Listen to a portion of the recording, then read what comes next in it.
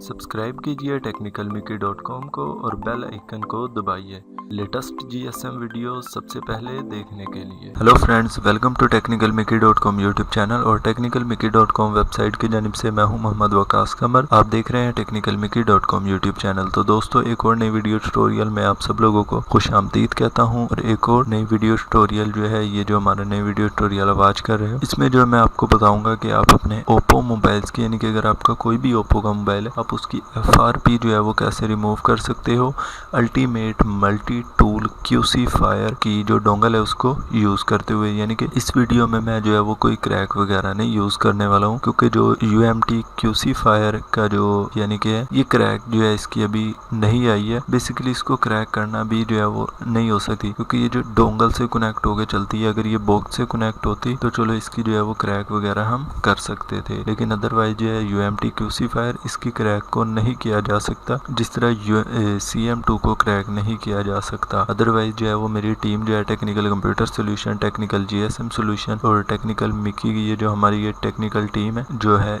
CM2 और QC fire पर जो है वो इसकी क्रैक पर वर्क कर रही है। कि उम्मीद करता हूँ कि इनकी भी जो क्रैक इंशाल्लाह जल्दी आपके साथ लेकर हाजिर होंगे, लेकिन कोई फिलहाल यानी कि मैं प्रॉमिस वगैरह नहीं कर सकता कि आपको जो है इनकी क्रैक्स वगैरह मैं ज़रूर दूंगा, लेकिन जैसे इंशाल्लाह क्रैक होगी सबसे पहले मेरे चैनल पर जो है वो technicalmickey.com पर अपलोड कर दी जाएगी। तो दोस्तों, बिना टाइम को वेस्ट किए वीडियो को शुरू करते हैं।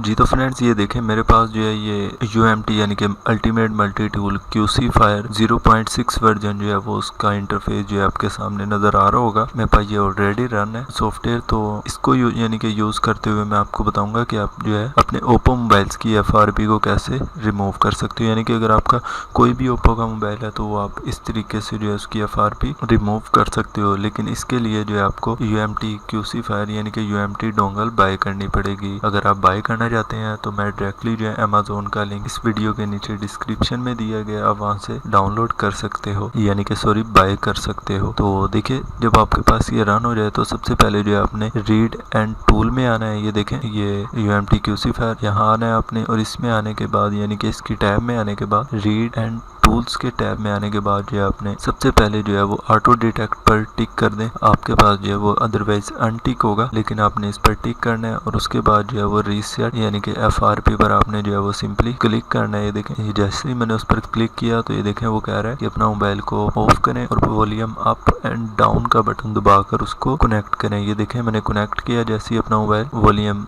यानी कि दोनों वॉल्यूम के बटन दबा के, तो उसने जो है वो कनेक्ट कर लिया और FRP जो है वो रिमूव कर रहा है। ये देखें उसने जो है FRP रिमूव कर दी है। ये देख सकते हैं आप, ऑपरेशन फिनिश लिखा हुआ आ चुका है। तो आपके जो है वो FRP जो है इस तरीके से ये देखें जी, यहाँ से मैं आपको ये सिलेक्ट करके ये देखें FRP रीसेटिंग डन, और उसने जो है हमारी FRP जो है वो रिमूव कर दी है। बिल्कुल यानी कि सिंपल मेथड है, जस्ट 1 क्लिक आपने करना है और आप इस तरीके से जो है अपने ओप्पो की FRP को रिमूव कर सकते हो। जी तो फ्रेंड्स, उम्मीद करता हूँ आपको ये ट्यूटोरियल भी हमारा पसंद आया होगा और आपको समझ लग गई होगी कि आपने अपने ओप्पो मोबाइल्स की FRP को कैसे बाईपास करना है। सिंपली ये देखें 1 क्लिक मैंने किया और उसने जो है FRP मेरे ओप्पो मोबाइल्स की रिमूव कर दी है। इसी तरह यानी कि UMT QC फायर को आप यूज करते हुए जो है अपने ओप्पो मोबाइल्स की FRP को जो है वो रिमूव कर सकते हो। तो दोस्तों, अगर वीडियो पसंद आई है तो वीडियो को लाइक कर देना और शेयर करना ना भूलिएगा, क्योंकि और चैनल को भी सब्सक्राइब करें technicalmickey.com को, क्योंकि मैं डेली बेसिस पर इसी तरह की लेटेस्ट वीडियोस अपलोड करता रहता हूँ। तो दोस्तों, मिलते हैं नेक्स्ट ट्यूटोरियल में, जब तक के लिए इजाजत दीजिए। अल्लाह हाफिज।